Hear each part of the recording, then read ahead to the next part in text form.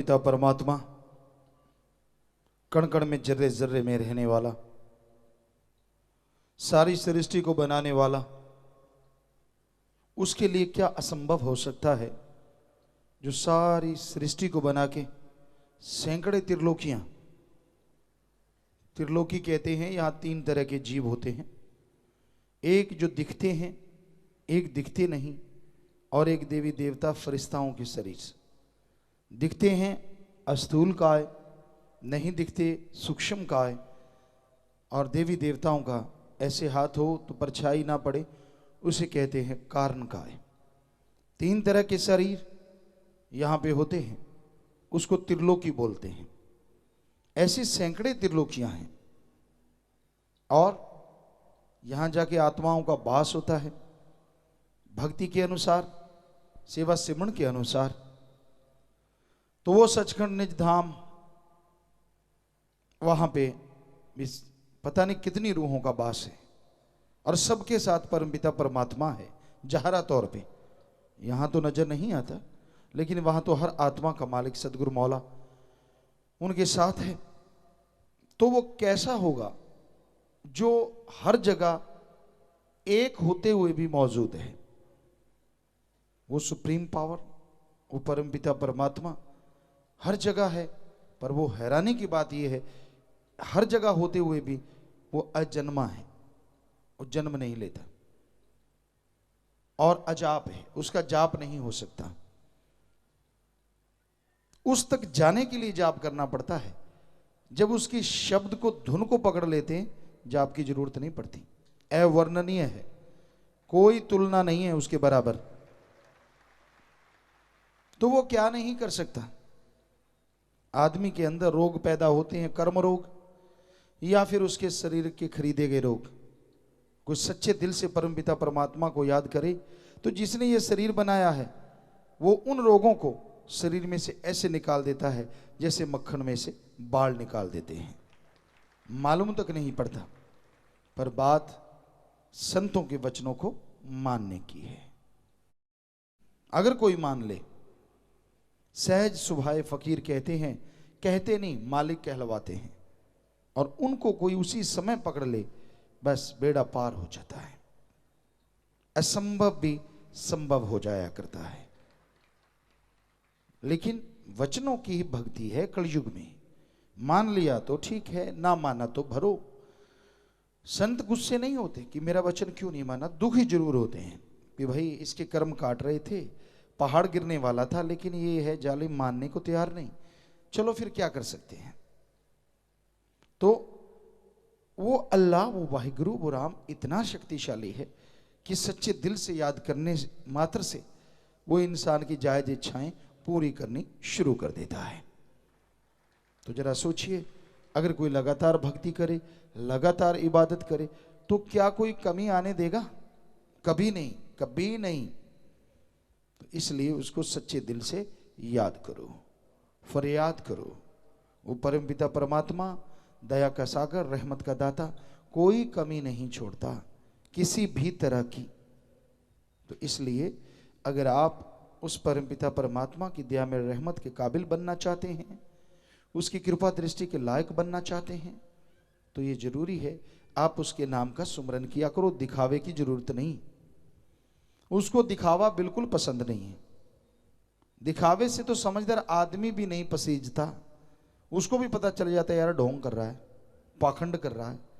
तो वो खसम जिसने सबको बनाया है, वो कैसे दिखावे में आ जाएगा? जरा सोचिए।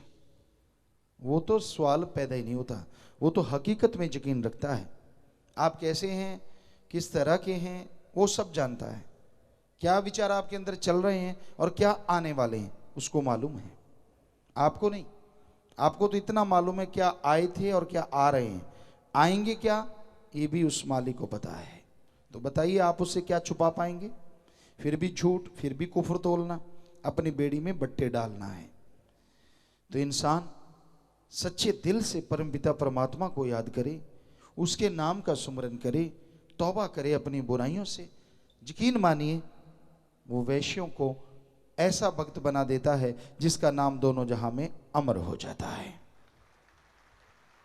वो गिरे हुओं को ऐसा उठाता है कि उनका नाम अर्श फर्श दोनों में गूंजने लगता है। इसलिए भाई उस मालिक का नाम जपा करो। जरूरी है नाम जपना। इसी एक बात को हम अरबों बार कह चुके हैं और कहते ही रहेंगे, क्योंकि आप मानेंगे तो भी कहना है ताकि आप मानते रहें, नहीं मानते तो कहना ही कहना है। नाम का सुमरन अति जरूरी है। सेवा करो तन मन धन से, लेकिन सुबह शाम सुमरन के भी पक्के बनो।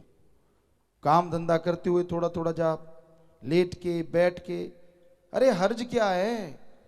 आप गीत गुनगुनाते हैं, किसी की निंदा गुनगुनाते हैं, किसी की बुराइयां गुनगुनाते हैं, घर का कलह कलेश गुनगुनाते हैं, उनको छोड़ के राम नाम गुनगुना के देखो। बाकी गुनगुनाने की जरूरत ही नहीं पड़ेगी, क्योंकि टेंशन गम चिंता सब मिट जाएंगे। तो सुमरन अति जरूरी है। करना ना करना मर्जी आपकी, हम तो होका देने वाले चौकीदार हैं। जो गाइड है, टीचर, लेक्चरर, उसको तनख्वाह मिलती है, वो तनख्वाह की वजह से पढ़ाता है कि भाई मेरे चैप्टर ना रह जाएं। मैंने तो अपने चैप्टर, अपने जितने भी अध्याय हैं वो पूर्ण करवा दिए। आगे बच्चों के हाथ ऊपर है, वो फॉलो करते हैं कि नहीं, उन पे चलते हैं कि नहीं। पर रूहानी संत पीर फकीर तो मालिक की रहमत के काबिल बन चुके होते हैं, उनको उनका मालिक करवाता है, तो वो भी सारे चैप्टर जिंदगी के जीव को समझाते रहते हैं। और यही कहते हैं कि मुख्य चैप्टर अगर आप पास कर लो तो बाकी सारों में आप जरूर अव्वल आओगे। और मुख्य चैप्टर बचनों पे रहो, सेवा सुमरन करो, तीन ही तो बातें हैं। अमल करके देख लो, 12-25 होगा, कमी नहीं रहेगी। अब ये छोटी छोटी बातें अगर इंसान नहीं मानता तो फिर अपने अपने कर्म हैं, उन्हें कोई नहीं टाल सकता। हमने अजमा अजमा के देखा है, कई केसेज हुए हमारे सदगुरु के साथ। बेपरवाह जी ने ख्याल दिया, एक सज्जन आए, शराब पीते थे, मत पी भाई, माफ़ी ली। उनके परिवार वाले खास सेवादार आज भी हैं, तो उनको फिर कहा, फिर लेके आए, 3 बार हो गया, तीसरी बार लेके आए, ये बुद्र वाले की बात। तो उनसे कहा गया कि पीना पीना मत, वरना मौत आ सकती है। अब इससे बड़ी और क्या चीज हो सकती है। कभी कभार ही संतों से मालिक ऐसी बात कहलवाते हैं। तो वो कहता जी नहीं, डर गया, कुछ देर नहीं पी। जब पी 2 घूंट अंदर गई और आत्मा पार बोल गई। फिर एक और परिवार, वो भी पंजाब से आए, यहाँ पे 2-3 बार माफ़ी ली, फिर से गलती। तो कहा कि भाई बाई चांस कोई, हम पहले सोचते नहीं, मालिक ने सदगुरु ने फिर कहलवाया कि अब पी ली तो मौत हो सकती है। उसने बहुत डरा, 6 महीने नहीं पी, यार दोस्तों ने जबरदस्ती की, फिर घूंट पी ली और पार। तो फिर रोने पछताने से क्या मिलता है, पहले वचन मानो। कई केसेज, ये तो हमने 2 उदाहरण दिए हैं, ऐसे बहुत सारे केसेज होते हैं। क्योंकि फिर जब मन हावी हो जाता है ना, कौन सा गुरु, कौन सा पीर, भगवान भी आ जाए तो भी कहते हैं टिच करके जान, चल हट। क्योंकि मन ताकत ही ऐसी है, बड़े बड़ों को हिला के रख देती है, तो आदमी की तो बिसात ही क्या। तो कहने का मतलब, हम बार बार कहते हैं सुमरन कर लो, भक्ति कर लो, इबादत कर लो, नाम जप लो। कहते ना, क्या है, संतों का तो काम ही है। देखो हमने कहा कि ये पूछा करो कि आज सुमरन किया कि नहीं। बहाना देखो मन ने निकाला, कहता मेरा तो मालिक को पता है। बता, इससे बेशर्मी कोई और हो सकती है। ये तो हमने बोला ही नहीं कि आपने आगे से ऐसे कहना है, सिर्फ ये कहना है आज सुमरन किया, कोई पूछ ले कितना तो वो भी बताना है। ये तो बोला ही नहीं कि ये मालिक को पता है। मालिक को तो फिर सारा ही पता है। तेरा अगर चिट्ठा खोल दिया तो जीने के काबिल ना मरने के काबिल। तो अच्छा है कि उसको ऐसा ना बोल, कहीं वो खोलने लग गया तो। उसने तो तेरे से खुलवा लेना है, ये पुर्जा हिला दिया, सबको बोल बोल के बताएगा, फिर क्या करेगा। तो अच्छा है सही से मान जाया कर कि आज नहीं किया, शर्म आती है तो अगले दिन कर ले, लेकिन बहाने ना ढूंढ। तो ये बड़ी हैरानी है मन की। ना सुमन करना, सत्संग नहीं सुनना, अमल नहीं करने के लिए हजारों बहाने, तरह तरह के। हम तो हैरान रह जाते हैं, इतना शातिर बन जाता है आदमी जब मन हावी होता है। सुमरण नहीं करना, भक्ति नहीं करनी, तो भाई सुमरण करो, सेवा करो, मालिक से मालिक को मांगते रहो, त्यागी बनो, घर गृहस्थी बनो, कहीं भी रहो, काम धंधा करो, खाली है, जैसे भी जिस भी स्थिति में आप रहते हैं, लेकिन मालिक का शुक्राना करते रहो। अरे डरो उससे, और किसी से ना डरो चाहे, पर उससे डरो, क्योंकि वो ऐसी सुप्रीम पावर है। वो राई को पहाड़ और पहाड़ को राई बनाते इतनी देर भी नहीं लगाता। इसलिए उससे तो कम से कम डर के रहो, उसकी तो भक्ति करो, उसकी तो इबादत करो। घर में राम नाम जपो, खाना सुमन करके बनाओ, काम धंधा करते सुमरन करो, ताकि जो कार्य आप कर रहे हैं उसमें बरकत आए। खाना जो खाए उसको मालिक की याद आए। हाँ, वो ऐसे ना करो, उससे खिलवाड़ ना करो, वरना आपकी जिंदगी खिलौना बन जाएगी। फिर ना जीते के ना मरते के क्या फायदा ऐसी जिंदगी का।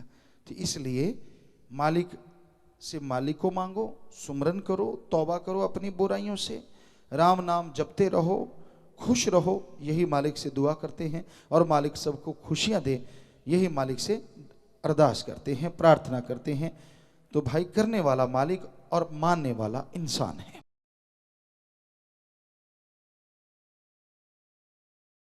मालिक का नाम सुखों की खान है। जो लोग मालिक के नाम से जुड़ जाया करते हैं, जो सुमरन के पक्के हो जाते हैं, पहाड़ जैसे कर्म कब कंकर में बदल जाते हैं पता तक नहीं चलता। अल्लाह वाहिगुरु गौड़ खुदा रब की याद में ऐसी शक्ति है, ऐसी ताकत है कि जो भी इस ताकत से जुड़ जाता है उसे दोनों जहां की खुशियां इस मृत्यु लोक में मिलनी शुरू हो जाती हैं। ऐसा परमानंद मिलता है, ऐसी लज्जत मिलती है जिसकी कल्पना नहीं की जा सकती। तो इसलिए अगर आप परमानंद चाहते हैं, मालिक की कृपा दृष्टि के काबिल बनना चाहते हैं, तो मालिक के नाम का सुमरन किया करें। सुमरन में अनोखी शक्ति है। सुमरन इंसान के अंदर की मैल साफ कर देता है। सुमरन इंसान को आत्मबल बख्शता है। सुमरन करने से इंसान अंदर बाहर से शक्तिशाली होता चला जाता है। कोई गम, कोई चिंता, कोई टेंशन उसे सता नहीं सकती। इसलिए सुमरन के पक्के बनो। कईयों ने कहा कि जी परमपिता जी के समय या मस्ताना जी के समय नाम के बारे में नहीं कहा जाता था, क्योंकि उनका मन खुद का खराब था। खुद तो जाप करना नहीं होता था, लोगों को शिक्षा देते थे, नहीं, तब तो नहीं कहा जाता था। एक एक शब्द उठा के देखो उसमें लिखा क्या है। बेपरवाह जी के कितने भजन हैं, आप ज्यादातर देखेंगे, हमें लगता है 90% 95% शब्दों में एक ही बात आती है, नाम जपो, नाम जपो, नाम जपो। तो ये क्या वचन नहीं, ये तो लिखित वचन है जिनको कोई टाल भी नहीं सकता। बेपरवाह जी ने भजन बनाए हैं। तो ये सिर्फ आदमी का जब मन खराब होता है ना, तो सतगुरु पीर फकीर को भी उसी तरीके से मोड़ लेता है। तो भाई हकीकत है, नाम जपे बिना किसी भी युग में किसी को शांति नहीं मिलती। सेवा करो, परमार्थ तन मन धन से दीन दुखियों की मदद करो, दृढ़ विश्वासी दृढ़ यकीन करो और सुमरन करो। 3 बातें रूहानियत के लिए तरक्की देने वाली हैं। बाकी बातें करोगे अकाज होता है, चुगली, निंदा। क्योंकि जब सुमरन नहीं करते, चुगली निंदा करने को दिल करेगा। आपके पास से कोई उठ के गया, सामने से गुजर गया, उसकी निंदा शुरू कर दोगे। बिना वजह दूसरों को देख देख के जलते भूनते रहोगे, आत्मा कमजोर हो जाती है। सुमरन से ही आत्मबल आता है, सुमरन से ही आत्मिक शक्ति आती है। इसलिए सुमरन जरूरी है। सुमरन किया करो, भक्ति किया करो, तो आत्मविश्वास आएगा, सहने की शक्ति आएगी, और उसके द्वारा ही आप मालिक की कृपा पात्र बन पाएंगे। इसलिए ये बहुत जरूरी है कि आप सुमरन नियमानुसार जरूर किया करें। सुमरन के बिना बात नहीं बनती।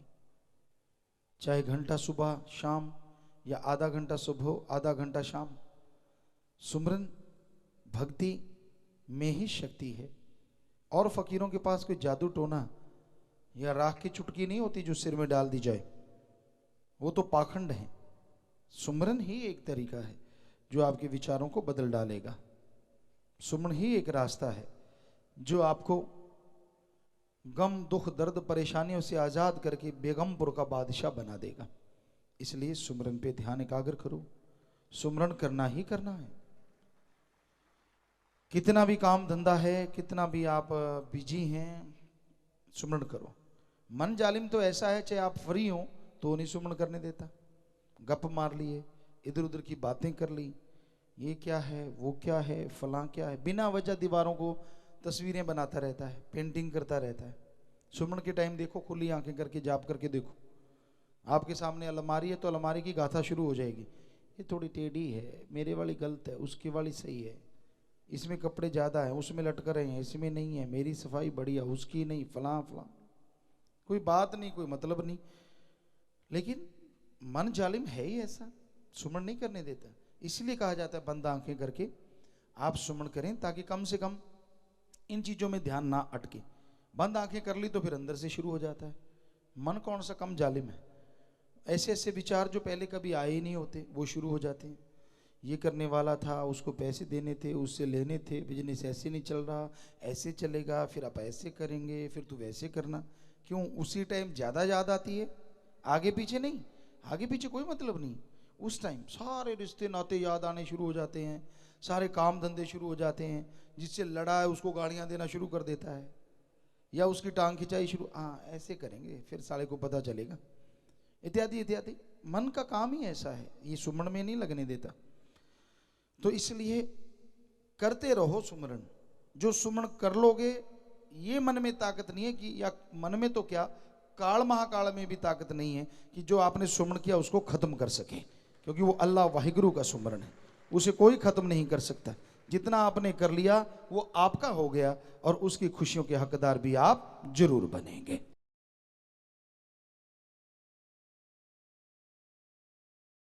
सच्चे दाता रहबर परमपिता परमात्मा, उसके प्यार में, उसकी मोहब्बत में, उसके नाम में जो शक्ति है वो कल्पना से परे है। जीव जो सोच भी नहीं सकता वह नज़ारे मालिक दिखा देते हैं जो उसके नाम का सुमरन किया करते हैं। नाम का सुमरन अनमोल है, बेशकीमती है, और हैरानी है ऐसे अनमोल बेशकीमती नज़ारे को लेने के लिए एक पैसा भी खर्च नहीं करना पड़ता। हीरे जवाहरात सोना चांदी जो भी गहने आप पहनते हैं उसके लिए रुपया पैसा खर्च करना ही पड़ता है, लेकिन अनमोल नाम, बेपरवाह जी ने फरमाया है, अनमोल नाम बिन मोल मिले संतों के बाजार में। संतों का बाजार सत्संग होता है। संत कहीं भी जाते हैं, दुनिया क्या सोचती है, क्या उनके दिलो दिमाग में सवाल चलते हैं, कैसे कैसे वो मामलात बना देते हैं, ये उनका मन है और वो मनमते हैं। संतों को इससे कोई लेना देना नहीं होता। पर संत यहाँ भी जाते हैं, सत्संग ही उनका बाजार होता है, और रूहों का वो वणज व्यापार करते हैं। हमेशा ऐसा ही होता है। निजामुद्दीन औलिया, उनके साथ उनके मुरीद थे, कहीं पे जा रहे थे, कहने लगे भाई आज तो वैश्या के कोठे पे चलेंगे। अब आम आदमी जाते हैं वो तो यही सोचेंगे कि ये भी तो आदमी है, तो वो वैश्या के कोठे पे चढ़ गए। बाकी जितने भी मुरीद थे खिसक गए, कुछ खिसक गए, कुछ बातचीत करने लगे, यार ये भी कोई बात है, क्या कहेंगे लोग, आपका गुरु कहाँ गया, वैश्या की कोठी पे। तो कुछ रुक गए, 20-25% चले गए। तो वहां वेश्या के गेट पे खड़े, गेट खटखटाया, वो बाहर आई, कहने लगे भी हमें तो एक अलग कमरा चाहिए। 20-25% और खिसक गए, अलग कमरा चाहिए, ये क्या मतलब? कहने लगे महाराज और कोई सेवा? कहने लगे आप भी वहीं आइए। खिसक गए, कुछ 20-25% और खिसक गए। तो पूरी रात वो वहां रहे। अगली सुबह तक सिर्फ एक ही उनका मुरीद जो बेहद खास था, तो वही बचे, बाकी सब चले गए। और हकीकत में हुआ ये कि उन्होंने वहां पे सत्संग किया। वो वैश्यों की जो हेड थी उसको बुलाया, इसलिए पहले उसको ज्ञान दिया और उसके बाद जितनी भी वहां रहने वाली लड़कियां थी उनको ज्ञान दिया और उसके चंगुल से सारी लड़कियों की मुक्ति करवा दी। पर जिनके मन गंदे होते हैं, जो खुद नरक के कीड़े होते हैं, वो कैसे सोच सकते हैं? वो तो यही सोचेंगे वैश्यावर्ती में लिप्त लोग, जो हम हरामखोरी करते हैं ये भी हरामखोरी करते हैं। तो ये कलयुग है, अब तो बहुत ही भयानक कलयुग। इंसान की जैसी गंदी सोच होती है वैसा दूसरे को वो देखता है। बड़े चालबाज हैं इस संसार में, बड़े ही चालबाज, दिखने में कुछ और, करने में कुछ और। दाता पुल दाता नाल प्यार पा लिया, बेपरवाह ने एक भजन लिखा है। और आज कलयुग के इस टाइम में, क्योंकि जब भी उन्होंने लिखा तब भी वो 100% खरा उतर रहा था हर चीज पे, और आज भी उतर रहा है। दाता को भूल गया, जिसने दातें दी उस मालिक को भूल गया, और दाता पैसा, जमीन जायदाद, ये वो, उससे प्यार डाल दिया। भूल गया सब कुछ, भूल गया तन मन धन से परमार्थ करना, और जिस थाली में खाए उसी में छेद करने शुरू कर दिए। ऐसा घोर कलयुग आ गया है। दिखने में कुछ और नजर आते हैं, पर इतने मतलब परस्त हैं लोग, इतने नमक हराम हैं लोग, सभी नहीं पर कुछ सफेद पोश ऐसे लोग नजर आते हैं हर क्षेत्र में, हर जगह पे। तो ऐसों से जितना दूर रहो, जितना परहेज करो उतना ही अच्छा। आपको कैसा पता चले कि ये अब सही है, कब गलत हो गया?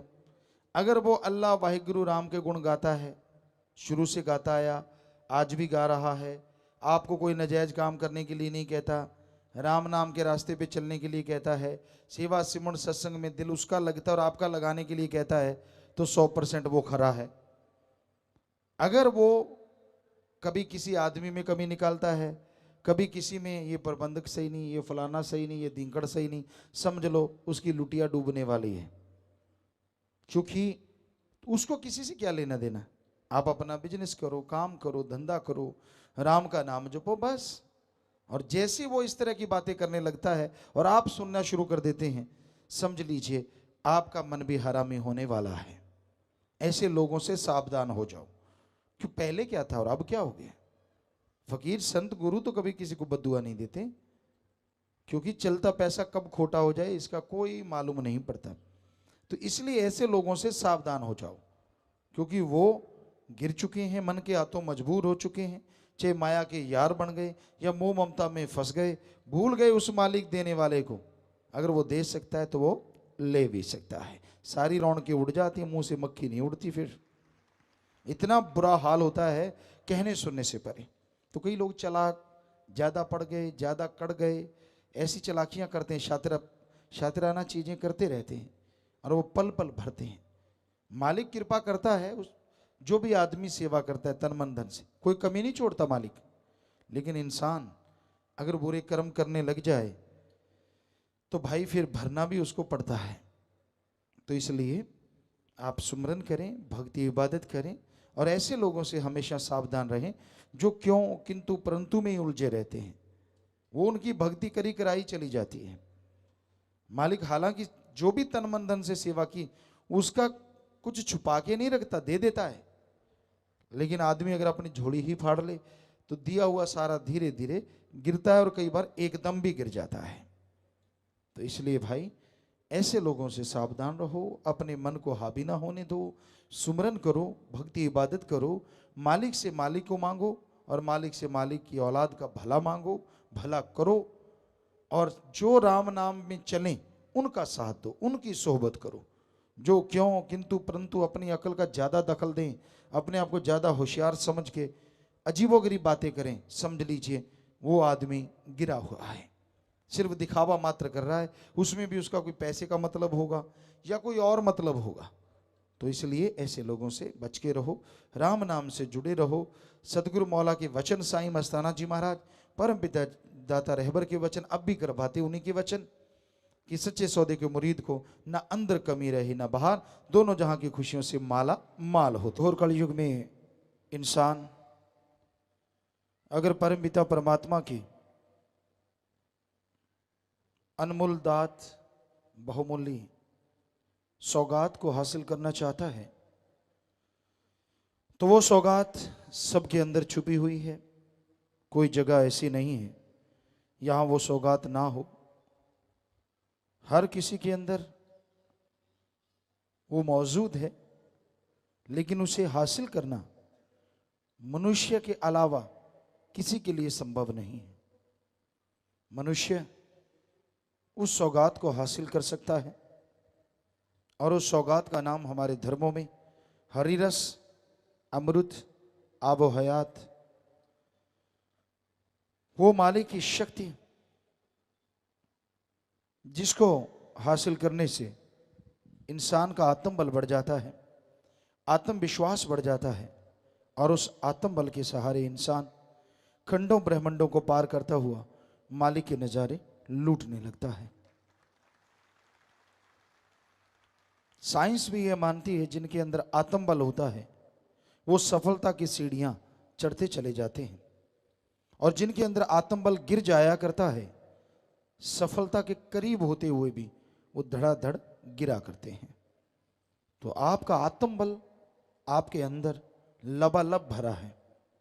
नासा साइंस के अंदर अमेरिका वो भी मान चुकी है इन बातों को कि विल पावर, आत्मविश्वास आत्मिक चिंतन से पैदा होता है। यही वेदों में, शास्त्रों में, सभी धर्मों के पवित्र ग्रंथों में फरमाया हुआ है कि आत्मबल हासिल करने के लिए, विल पावर हासिल करने के लिए आप आत्मिक चिंतन जरूर करें। आत्मिक चिंतन ही एकमात्र उपाय है जो आत्मबल को बढ़ा सकता है। और जिनके अंदर आत्मबल होता है वो पहाड़ जैसे रुकावटों को पार करते हुए अपनी मंजिल मकसूद पे पहुंचा करते हैं। तो धर्मों का मुख्य उद्देश्य आत्मबल बढ़ा के जीते जी आत्मा को निज धाम के नजारे दिखाना, जीते जी गम, दुख, दर्द, चिंता, बीमारियों से आजादी करवाना और मरणोपरांत आवागमन से मोक्ष, मुक्ति दिलाना। ये धर्मों का सार है, निचोड़ है। धर्म से भय ना खाओ, धर्म से डरो ना, बल्कि धर्म का अनुसरण करो, धर्मानुसार चल के देखो। कोई धर्म में किसी के लिए कोई निंदा का मतलब नहीं है। किसी धर्म में मार कटाई, बुरा कहने का कोई सवाल पैदा नहीं होता। ठगी, बेईमानी, भ्रष्टाचार का कोई नामो निशान नहीं किसी धर्म में। किसी का दिल दुखाना, किसी को तड़पाना किसी धर्म में कोई जगह नहीं है। धर्म शब्द का मतलब आदमी को आदमी से, आदमी को अल्लाह वाहिगुरु मालिक से जोड़ना है, तोड़ना नहीं। तो इसलिए अगर इंसान, इस धरती पे रहने वाले इंसान जो कि ज्यादातर किसी न किसी धर्म को मानने वाले हैं, किसी न किसी धर्म में पैदा हुए हैं, अगर वास्तव में वो धर्म की शिक्षा हासिल कर लें तो वो बहुत तरक्की कर सकते हैं। क्योंकि इतनी बड़ी महाविज्ञान है धर्म जिसके विज्ञान नजदीक भी नहीं है। हजारों साल पहले धर्म ने ये बता दिया, लाखों चंद्रमा, लाखों सूरज, और आज साइंटिस्ट ये मानने को मजबूर हैं वाकई लाखों चंद्र सूरज पूरे ब्रह्मांड में हैं। ये विज्ञान मान चुकी है। तो धर्म के द्वारा साइंस में, अपने शरीर की साइंस में आप तरक्की कर सकते हैं। जैसे दूसरे साइंस में प्रोफेसर, लेक्चरर, साइंटिस्ट होते हैं, वैसे धर्म में संत, पीर, फकीर होते हैं जो बताते हैं कि आप कैसे, किस फार्मूले को हल कर सकते हैं। तो उनकी बात सुन के अगर कोई अमल करे तो ही तरक्की हो सकती है।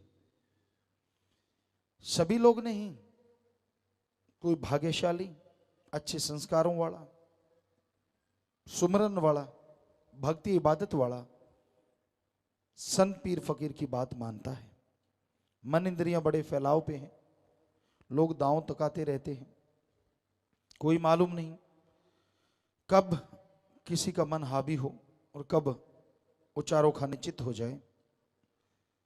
बड़े बड़े बहादुर योद्धा कहलवाने वाले मन के आगे चींटी की तरह मसले गए, क्योंकि ये मन को हराना कोई छोटी मोटी बात नहीं होती। मन को हवा देना ये तो दुनिया में सारी दुनिया कर रही है, ये कोई बड़ी चीज नहीं है, हमारे लिए कोई नई चीज नहीं है। किसी का मन कब तरावट में आ जाए कोई खास बात नहीं, क्योंकि मन है ही तरावट में। हाँ, मन से लड़के आत्मा को बलवान बना लो, ये है शूरवीरता, ये है बहादुरी, कि आपकी आत्मा जीत रही है और मन हार रहा है। मन जीते जग जीत, जिसका मन जीत जाता है वो संसार को जीत लेता है। मन, नेगेटिव थॉट्स, बुरे विचार, बुरे ख्यालात, अगर आप उन पे कंट्रोल कर सकते हैं तो आप बहुत बड़े बहादुर हैं, तो आप शूरवीर योद्धा हैं। इसलिए मन से लड़ना सीखो, सुमरन के द्वारा, भक्ति इबादत के द्वारा, तभी रूहानियत में आप तरक्की हासिल कर सकते हैं। तभी उस साइंस को आप सही तरीके से जान सकते हैं जो महासाइंस है, महाविज्ञान। तो भाई, संतों के वचन जो मान लेता है वही परमानंद का पात्र बनता है। उसी के अंदर हरिरस अमृत आबो हयात उसे पीने को मिलता है। और जो अंदर के हरिरस अमृत को पी लेते हैं वो कभी बुराइयों में नहीं बल्कि अच्छाई, नेकी, भलाई में ऐसी तरक्की करते हैं कि आने वाले युगों में उनका नाम आदर सत्कार से लिया जाता है। तो जिंदगी आपकी है, आप आए यहां भोग के चले गए, दिया बुझा के चले गए, या फिर एक मसाल की तरह जगा के गए जिंदगी को, कि जो भी आए आने वाला उस मसाल के प्रकाश में आगे बढ़ता चला जाए। तो ये आपके हाथ में है दोनों रास्ते। आप किस रास्ते पे चलना चाहते हैं, आप मर्जी के मालिक हैं, आप पशु नहीं हैं, कि कोई किसी को गुलाम नहीं बना सकता। हर आदमी मर्जी का मालिक है, तो अपनी मर्जी से चले, जैसे मर्जी चले, कोई किसी को रोक नहीं सकता। पर संत, पीर, फकीर प्रार्थना दुआ जरूर करते हैं, ये मर्जी आपकी है, आपका अपना जीवन है, जैसे मर्जी जिए, लेकिन अगर उसे अच्छाई, नेकी, भलाई में जिए तो आपका ही नहीं, परिवारों का नाम भी अमर होगा और आप मालिक की खुशियों से माला माल होते जाएंगे।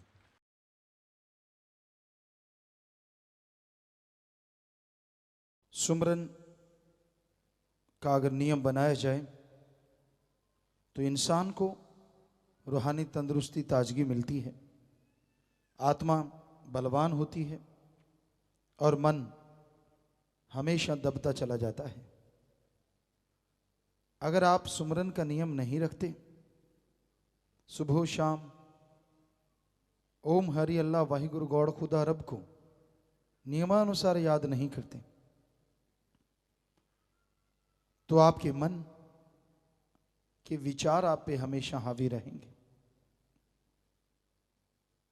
इंसान के दिमाग में जो बुरे विचार आते हैं, गलत विचार आते हैं, वो सब मन की देन है, और जो अच्छे विचार आते हैं वो आत्मिक विचार हैं। बुरे विचारों से इंसान के शरीर पे हर तरह का असर होता है, शारीरिक शक्ति का नाश होता है। दिमाग में बुरे विचारों के घूमने से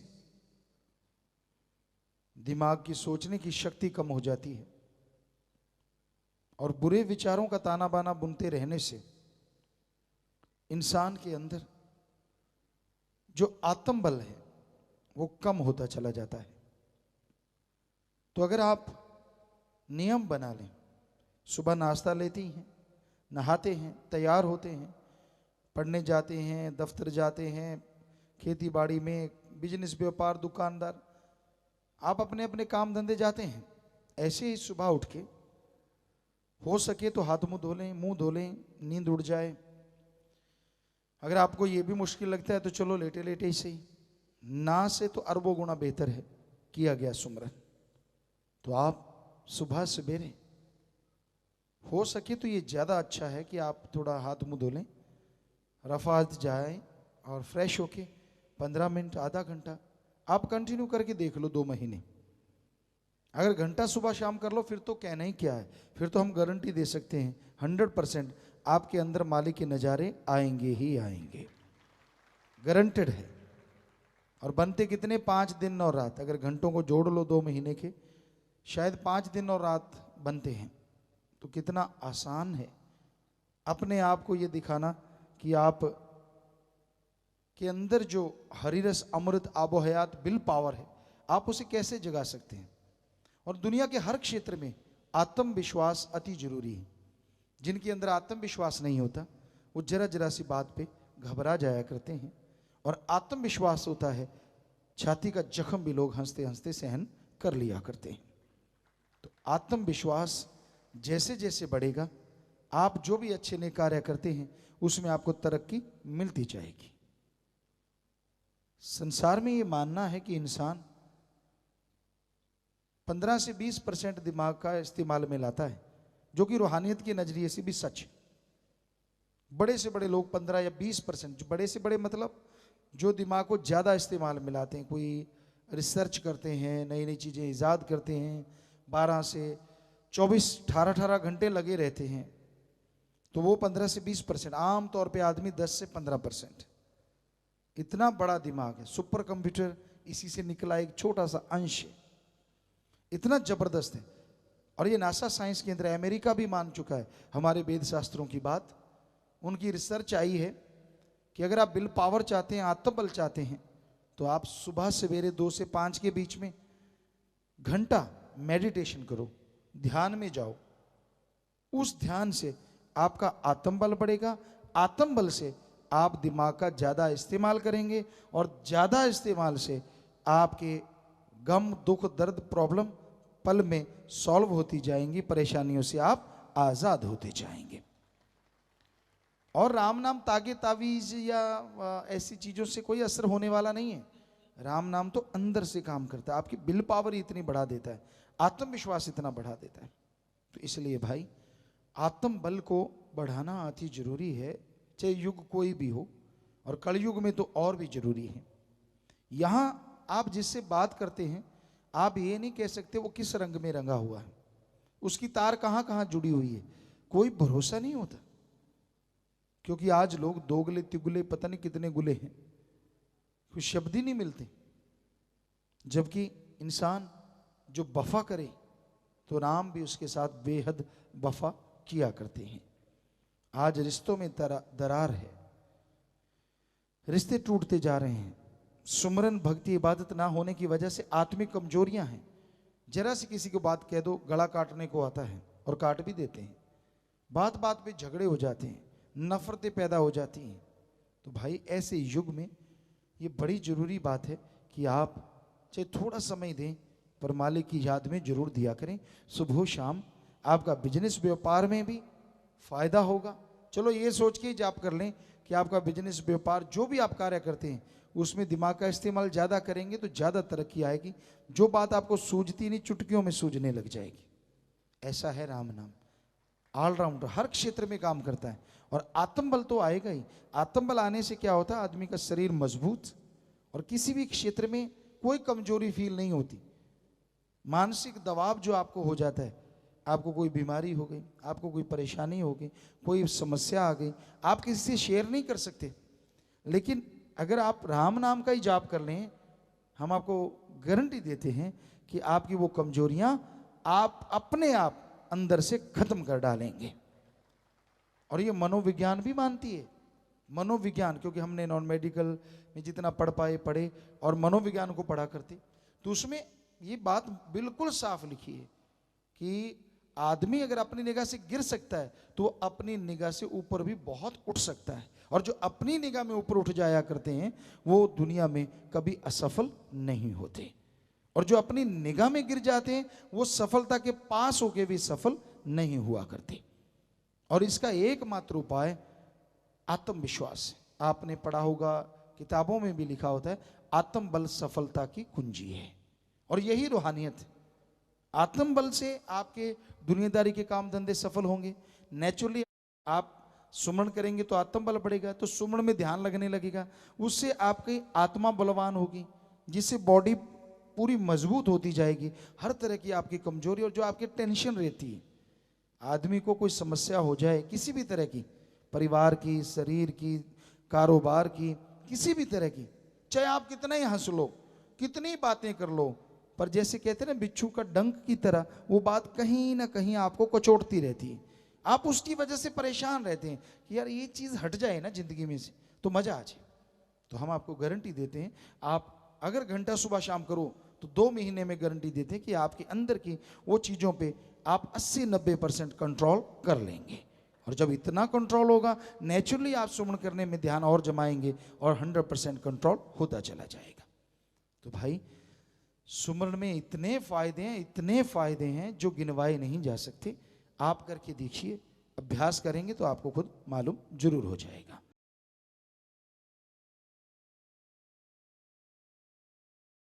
सत्संग जीव सच्चे दिल से सुने, उस पे अमल करे तो जन्म जन्मों के पाप कर्म कट जाते हैं। सत्संग यहाँ अल्लाह वाहिगुरु मालिक की चर्चा होती हो, यहाँ पे परम पिता परमात्मा के बारे में रीत बताई जाए और कुरीत से रोका जाए, उसी का नाम सच्चा सत्संग है। सत्संग में मालिक की चर्चा सुनाने के बाद ये नहीं होता कि किसी से कोई पैसा लिया जाता है, कोई चढ़ावा लिया जाता है, क्योंकि सत्य भगवान अल्लाह वाहिगुरु गॉड और संग सोहबत साथ, यानी उस परम पिता परमात्मा का, उस मालिक का संग, उसकी चर्चा, और अगर बदले में पैसा ले लिया तो वो तो फिर सौदेबाजी हो गई, सत्संग ना हुआ। तो सत्संग इंसान सच्चे दिल से सुने, सुन के अमल कर ले, जन्मों जन्मों की मैल उतर जाती है और अल्लाह वाहिगुरु मालिक की दया में रहमत के काबिल इंसान बनता चला जाता है। तो अगर आप सत्संग में समय निकालते हैं तो ध्यान से सुना करें, और सुनते हैं तो अमल किया करें, क्योंकि जब तक इंसान सुन के अमल नहीं करता वो उन तमाम खुशियों का हकदार नहीं बन सकता जो सत्संग के कारणों से मिल सकती हैं। सत्संग में वो ज्ञान मिलता है जो इंसान ने कभी सोचा नहीं होता। आप फुर्सत में बैठे, समय निकाल लें, 5 मिनट 10 मिनट मालिक को याद करें और फिर सोचें आप में कौन सी कमियां हैं, कौन सी अच्छाइयां हैं, कौन से गुण हैं और कौन से अवगुण हैं। सत्संग में आओगे तो पता चलेगा गुण अवगुण का, तभी आप विचार कर पाएंगे। और जब आप विचारेंगे देखेंगे कि अवगुण ज्यादा हैं या गुण हैं तो इतराओ ना, अवगुण हैं तो अपनाओ ना। जितने भी अवगुण आपको लगे कि आपके अंदर हैं उन्हें निकाल डालो। हम कई बार बात सुनाया करते हैं, इंसान जो अपने अंदर देखता है वो चला जाता है, और जो दूसरों के अंदर देखता है वो खुद के अंदर आ जाया करता है। इसलिए अपने अंदर देखो अवगुण, जाके चले जाएं, वो जो देखोगे वो चला जाएगा। अगर गुण देखोगे तो खुद के गुण चले जाएंगे। इसलिए अपने अंदर देखो अवगुण कि भाई ये कमियां हैं, ये बुरी आदत है, ये मेरे में गलत विचार हैं या गलत सोच है। तो वो चले जाएंगे धीरे धीरे। दूसरों में देखो गुण, क्योंकि दूसरों के गुण देखोगे तो वो आपके अंदर आने, जो दूसरों में देखोगे तो नेचुरली आप गुणवान बनते चले जाओगे। एक भक्त एक साधु कैसा होना चाहिए? भक्त साधु ऐसा चाहिए जैसे सूप सुभा है, सार सार को चुन ले, थूथा दे उड़ा है। छाछ होती है घरों में, छाछ, छाछ पे गेहूं के दाने डाले जाते हैं और उसको हिलाते हैं, भाई लोग भी बहनें भी यूं यूं करके, और उसमें जो थोथे दाने होते हैं, जैसे ऊपर उछाला थोथे दाने उड़ जाते हैं, और जो मोटे मोटे दाने होते हैं गेहूं के, वो छाछ अपनी तरफ खींच लेता है, ऐसे उसको अंदर से सरकड़े से बंधा होता है। तो एक भक्त को, एक मालिक के प्यारे को ऐसा होना चाहिए कि जैसे छाछ है, अपने अवगुण उड़ा दे और गुणों को ग्रहण करता जाए, तो मालिक की कृपा दृष्टि से माला माल होता रहेगा। पर यहां तो उल्टा है, लोग अपने अवगुण नहीं देखते, दूसरों के अवगुणों की तरफ निगाह मारते हैं। अपने अवगुण नहीं देखते, दूसरों के अवगुण गाते रहते हैं।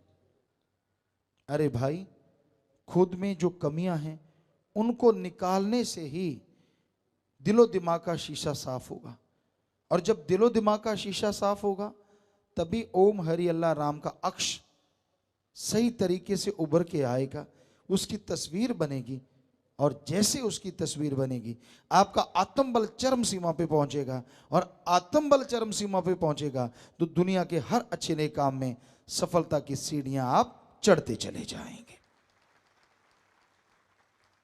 तो अपने आप को सुधारने के लिए राम नाम से बढ़ के कोई दवा नहीं। प्रभु के नाम का सुमरन कीजिए, भक्ति इबादत कीजिए। जैसे जैसे प्रभु के नाम का सुमरन करते जाएंगे आपके अंदर विल पावर, आत्मबल आता जाएगा, और आत्मबल के सहारे आप दुनिया के हर अच्छे नए क्षेत्रों में सफलता हासिल करते जाएंगे। तो सत्संग में ये सिखाया जाता है, सत्संग में ये बताया जाता है, और बदले में किसी भी तरह का कोई पैसा पाई चढ़ावा नहीं लिया जाता। इसलिए भाई, सत्संग सुन के अमल करना सीखो। जो सत्संग सुन के अमल नहीं करते, खज्जल खुआर सारी जिंदगी होते हैं और दुखी होते हैं, परेशान होते हैं। इसलिए सत्संग में आना जरूरी, सुनना जरूरी, और सुन के अमल करना जरूरी। जब तक जीव सुन के अमल नहीं करता, मालिक की खुशियों का हकदार नहीं बन पाता। तो आप चल के आए। वैसे धर्मों में लिखा, जिन पर कृपा राम की वो चल सत्संग में आए, पर खुद मुख्तियारी भी दी है भगवान ने, उसकी वजह से भी कोई आता है। अपनी सोच, अपनी समझ के द्वारा सत्संग में आने से कोई आपका तगमा उतरेगा नहीं, कोई धर्म नहीं बदलता। आप ध्यान से सुन लीजिए, अच्छा लगे अपना लो, अच्छा नहीं लगता मर्जी आपकी, पर सत्संग में बुरा कुछ होता नहीं। सत्संग में संत पीर फकीर सच ही बताते हैं, सच से जोड़ते हैं, और जो सच से जुड़ जाया करते हैं उन्हें वो परमानंद मिलता है, वो लज्जत मिलती है कि वो बाद में पछताते हैं कि बाकी की पहले की जिंदगी मैंने यूं ही बर्बाद क्यों कर डाली, क्यों नहीं पहले सत्संग सुना, क्यों नहीं पहले राम का नाम जपा, क्यों नहीं पहले परमानंद की प्राप्ति की। तो इसलिए भाई, संतों का तो काम हाथ जोड़ जोड़ की प्रार्थना करना होता है। सत्संग सुन लो, सुन के अमल कर लो, बेड़ा पार हो जाएगा। बाकी आप मर्जी के मालिक हैं, कोई किसी का गुलाम नहीं होता।